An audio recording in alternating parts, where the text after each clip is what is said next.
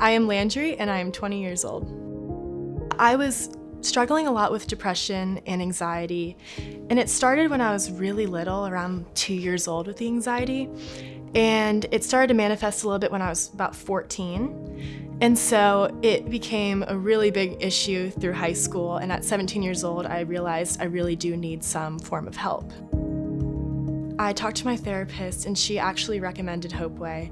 And when I found out about it, I looked it up and instantly was met with true hope. I realized I was not old enough for treatment. I was really nervous and sad to know that there wasn't many things out there that could help me at 17 years old. Waiting out until I was 18 was rough.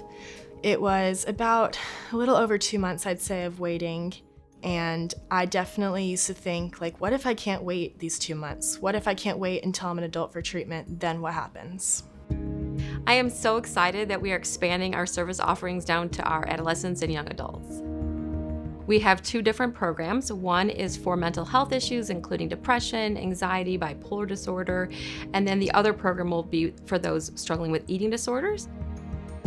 Our youth and young adults who are struggling with anorexia as well as binge eating disorder and other disordered eating patterns is really on the rise. Eating disorders also have one of the highest lifetime mortality rates, and so it is crucial that we get kids access to care that is quality and evidence-based.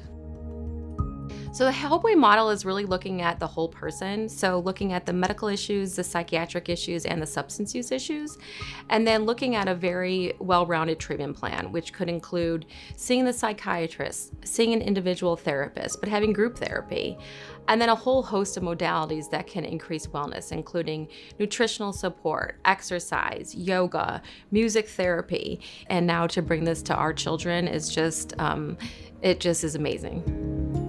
William was a senior in high school and was increasingly seemed disengaged. He was kind of in an increasingly bad place for a year that led up to coming to our room in the middle of the night saying, I really need help. I'm thinking about taking my life. Probably the scariest night of my life because you don't know what to do.